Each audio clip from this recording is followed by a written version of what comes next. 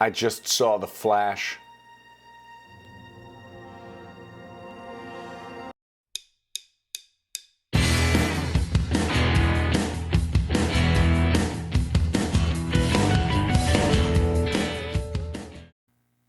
Hi, thank you for tuning into the Tom Patelson Show. Yeah, I just saw the Flash. Oh boy, a blockbuster cast with Ezra Miller, Michael Shannon, Michael Keaton, Ron Livingston, Jeremy Irons, Ben Affleck, and a few other surprise cameos to delight the nerd in all of us. Holy crap, did I love this film. I love this movie very much. It's everything I wanted in a superhero epic. I am a big fan of it. I'll cue the red light when the spoilers come so you'll know when to hit the mute button. So, the spoiler-free plot of The Flash. Barry Allen is the Flash. He's a member of the Justice League and he lives in Central City. That's all canon. His dad, Henry Allen, who's now portrayed by Ron Livingston. Billy Crudup originally played the role, but because he had scheduling conflicts with the morning show on Apple TV, Ron Livingston plays his dad. He has been sent to prison for a crime he didn't commit, the murder of his wife, the Flash's mom. So he is still in jail, and Barry's trying to handle the defense, being a forensic scientist. That's all known canon for the Flash. Barry, in a fit of anger, rage, angst, depression, runs faster than the speed of light, and for the first time ever enters the Speed Force, which is a realm out of time and space which allows the Flash to go back in time. Now, the decision to go back. Do you go back and change moments of the past to affect the future to save his mother? That's the, you could tell from all the previews that there's lots of alternate universe stuff in this film, and that is when the fun begins. But will Barry make the right decision and not mess with time travel? Because it's never a good idea. The light is red. That means spoiler alerts. Put your mute button on. I'll tell you when you can turn that off. When the light is red, spoiler time. So, of course, Barry doesn't make the right decision. Of course, he goes back in time and messes everything up, and it goes really bad. But holy crap, how wonderful it is because we get to see Michael Keaton back as Batman. Now, I have to admit, they had me at the word go to bring back Michael Keaton as Bruce Wayne.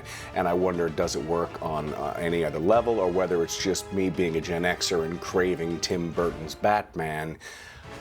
I don't know, but I think it does. I think it works on so very many levels because Keaton's new Batman is rich and weathered and believable as the aging Batman who's seen a little too much stuff. I love when they do that.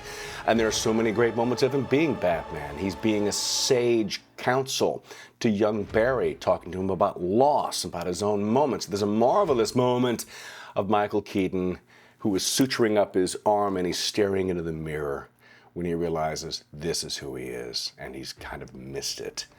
He's missed being Batman, being the Dark Knight again. It's a great moment for Michael Keaton. He gives a great, wonderful performance. And he doesn't have a whole lot of lines, to be honest. It's just him looking and having these great physical moments as the character. So, of course, Barry travels to a different dimension and nothing's the same. But it's kind of the same. It's kind of the same. There are things that match up, and the timeline syncs up with Man of Steel, Zod landing. So our Barry meets his alternate Barry and gives him the alternate self the power of the Flash, while simultaneously losing his own power of the Flash, which he later regains after a Frankenstein scene. And I'm not kidding, it's in the Batcave. It's corny and perfect, and I loved it. It's great. Yeah. So they track down Kara Zor-El, who was the Kryptonian in this timeline, not Kal-El, to defeat Zod, who's trying to destroy the world and is trying to destroy the Earth, but everything they do fails and everybody dies. The Earth is doomed. So alternate Barry enters the Speed Force to try and change time again and again and again, and realizes fight after fight that this timeline loses. It loses. And as it turns out, the alternate Barry has been going back for eons and eons and eons trying to change time, and has warped everything completely until our Barry Allen realizes that it's a lost cause. He can't save his mother. and he just has to go home. But not before we get the greatest DCU fan service scene of all time. The worlds collide in the Speed Force, and we get to see, oh my God, we get to see Christopher Reeve's Superman, and we get to see George Reeves' Superman, and we get to see Helen Slater, and holy crap, we get to see Kevin Smith's unmade Superman movie with Nick Cage as Superman fighting the giant spider. And if you don't know what I'm talking about, just watch any interview with Kevin Smith talking about Superman, you find out about the giant spider. It's the greatest fan service the DCU has ever done. That final scene and the whole movie itself. The whole movie itself is a big ball of fan service. They're taking Spider-Man's lead after bringing back everybody for the warm fuzzies for Gen Xers like myself. But oh boy, love that scene. Fantastic. Mute button off. Spoilers are over. So my review of The Flash. I loved it. In the beginning. Hats off to a calmer, wiser Ben Affleck as Batman, who counsels Barry in some pretty tender scenes. By the way, look at me here. We need to stop bagging on Ben Affleck as Batman. He's a great Bruce Wayne. I always give the actors that play Batman a free ride, a free pass from me, because what a mantle to take on. And Ben Affleck's a great Batman, especially in this one. So, yeah. Hats off. Great stuff. Theme. When we enter the alternate timeline, we are heralded in, most of the time, by Danny Elfman's score of Batman from the 90s. And I was almost a puddle in my seat listening to that music and watching Michael Keaton as Batman.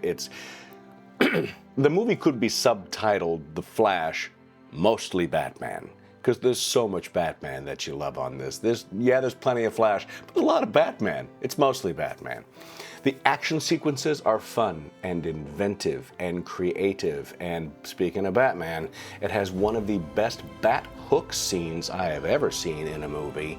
The bat hook scene on the bridge. When you watch the movie, you'll see the bat hook scene on the bridge. It is bravo. That was a great scene.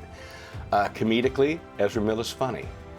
He's funny. He's endearing. I like this Flash. You know, you want to wrap your arms around him and give him a big hug. Poor fella with all the superpowers in the world. But in this movie, he does make a dramatic arc when he meets his former self, and I'm wondering whether or not they will continue this for his character. Whether we'll see him be a little less goofy as we continue to go on, or whether he'll continue to be the comedic foil for the Justice League. I don't know, but I liked his arc in this movie. Yeah. I was so in on this movie. I was in from the second I sat down. It did not disappoint. I give it a huge, huge thumbs up. And that'll do it for my review of The Flash. This is going to be a blockbuster movie week here on the show. I'll be dropping movie after movie after movie. I've been seeing a lot of these films because they're right there in my nerd castle. Oh, fantastic. Like and subscribe if you like this content. My stuff drops on Sunday usually, except for this week, which will be a lot. Come with me on this journey to see the things that we love and the nerd things we love to talk about. And as always, till I see you next time, peace, love, live long, and prosper. And I mean it.